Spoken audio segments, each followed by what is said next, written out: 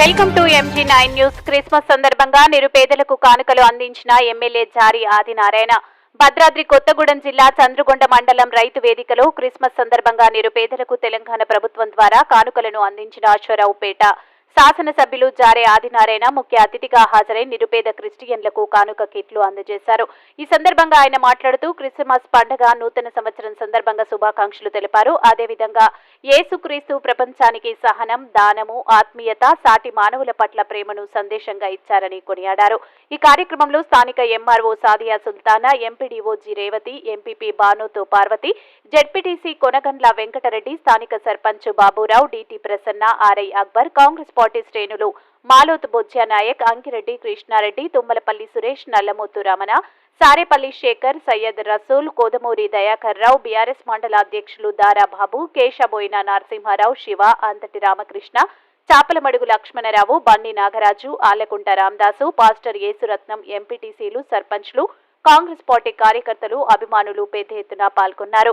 AP Telangana MG9 TV news channel Bhadradri Kothagudem జిల్లా incharge నూరే Rabbani. మీ మధ్యలో ఒక పండగ వాతావరణాన్ని, ఒక అద్భుతమైన కార్యక్రమాన్ని, ప్రభుత్వం ఇచ్చే ఒక సంక్షేమ పథకాన్ని మీ మధ్యలో పంపిణీ కార్యక్రమానికి అవతరించినటువంటి ముందుగా క్రైస్తవ సోదరులందరికీ కూడా పేరు పేరున ప్రత్యేకంగా వందనాలు తెలియజేస్తూ, అదేవిధంగా వేదిక ముందున్నటువంటి ముఖ్యంగా క్రైస్తవ సోదరులకి మరోసారి ప్రత్యేక ధన్యవాదాలు తెలియజేస్తూ, వేదిక మీద ఉన్నటువంటి పెద్దలందరికీ, అధికారులకి, అదేవిధంగా మీడియా మిత్రులందరికీ కూడా పేరు పేరున ప్రత్యేక ధన్యవాదాలు తెలియజేస్తా ఉన్నాను.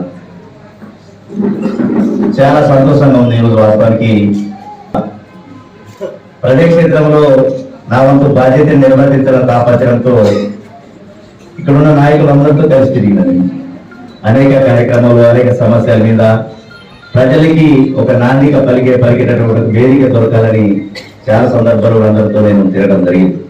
కానీ ఒక గొప్ప అవకాశాన్ని, మీలో ఒక ప్రజా సేవకుడిగా పనిచేసే ఒక గొప్ప అవకాశాన్ని మీరు ఇచ్చినందుకు మీ అందరికీ కూడా ఈరోజు ప్రత్యేకంగా ఈరోజు పంపిణీ కార్యక్రమం ఇచ్చేసినటువంటి క్రైస్తవ సోదరులకి ప్రత్యేకంగా ధన్యవాదాలు తెలియజేస్తూ, అదేవిధంగా కాంగ్రెస్ ప్రభుత్వం వస్తే మన బతుకులు బాగుపడతాయనే ఆలోచనతో ఈరోజు మీ నియోజకవర్గంలో కాంగ్రెస్ అభ్యర్థిగా నన్ను మీరు ప్రతిపాదించిన తీరు చూస్తుంటే చాలా అద్భుతం, అమోఘం.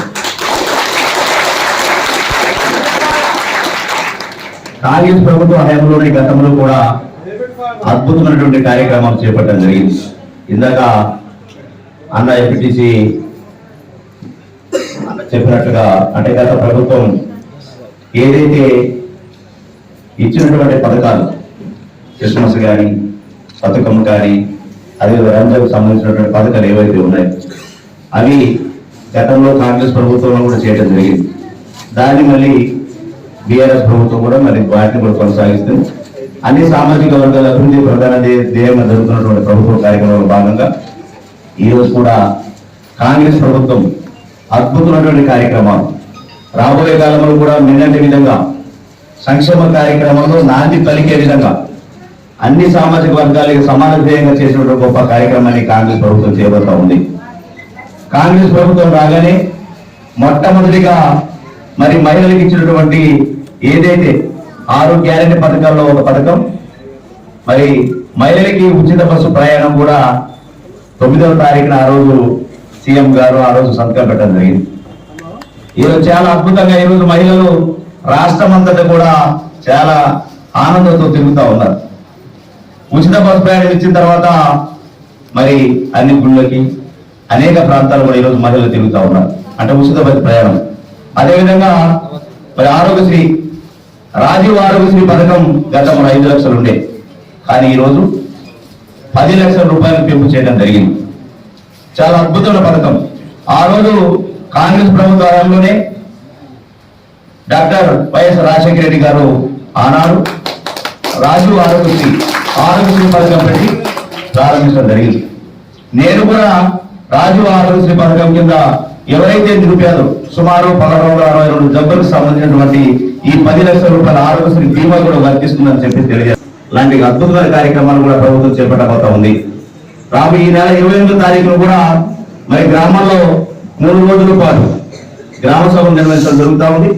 ఈ గ్రామ సభలో మీరు ఇల్లు లేనటువంటి నిరుపేదలు, గతంలో ఎవరైతే రేషన్ కార్డు లేనటువంటి పరిస్థితి కానీ, ఇల్లు లేనటువంటి వారు కానీ, పెన్షన్కి అర్హులు లేనటువంటి వారందరూ కూడా ఆ రోజు గ్రామ సభను కూడా పెట్టడం జరుగుతూ ఉంది. పూర్తి సమాచారం కూడా అధికారులు ఆ రోజు ప్రత్యేకంగా శ్రద్ధ చూపి ఎవరైతే అర్హులు ఉన్నారో అర్హుల్ని గుర్తించి, గతంలో చూసిన ఎలక్షన్లో చూసిన ఎక్కడ కూడా మాట వస్తే ఇల్లు లేదనో, అదేవిధంగా రేషన్ కార్డు లేదనో, అదేవిధంగా పెన్షన్ లేదనో చెప్పి చాలా మంది మాట్లాడడం జరిగింది. కానీ ఇక్కడ గుర్తించి వారికి దాని అర్హులుగా ఉన్నారని గుర్తించడానికి కోరుతా ఉన్నాను. అదేవిధంగా ప్రభుత్వం కూడా చాలా అద్భుతమైన కార్యక్రమంలో భవిష్యత్తులో చేయబోతా ఉంది. ఈ కార్యక్రమంలో భాగంగా రాబోయేటటువంటి ఆది పలికేటటువంటి ప్రభుత్వం 100% ఇచ్చినటువంటి హామీని నెరవేర్చే విధంగా 100 రోజుల్లో నెరవేర్చే విధంగా రూపకల్పన చేయడం జరుగుతూ ఉంది. అదేవిధంగా ఈ రూపకల్పన చేసినటువంటి ప్రతి పథకాన్ని కూడా పేదవారికి అందించాలనే తాపత్రయంతో కాంగ్రెస్ ప్రభుత్వం నిండు మనసుతో ఉంది. కార్యక్రమానికి ఈరోజు క్రైస్తవ సోదరులు ఈరోజు ప్రభుత్వం తరఫున ఏర్పాటు చేసినటువంటి ఈ కార్యక్రమానికి నా మొదటి ప్రభుత్వ కార్యక్రమానికి ఈరోజు మరి పంపిణీ కార్యక్రమం ఆహ్వానించినటువంటి మీ అందరికీ కూడా మరొకసారి పేరున ప్రత్యేక ధన్యవాదాలు తెలియజేస్తూ, అదేవిధంగా పాస్టర్ గారు ఇంకొక మాట మాట్లాడారు. అంటే మనకి మా దగ్గర సార్ మరి 200 మంది బెనిఫిషియర్స్ ఉన్నారు, కానీ 112 అన్నారు, 113 ఎందుకు రాసినట్టున్నారు. సరే ఏదేమైనా అదేవిధంగా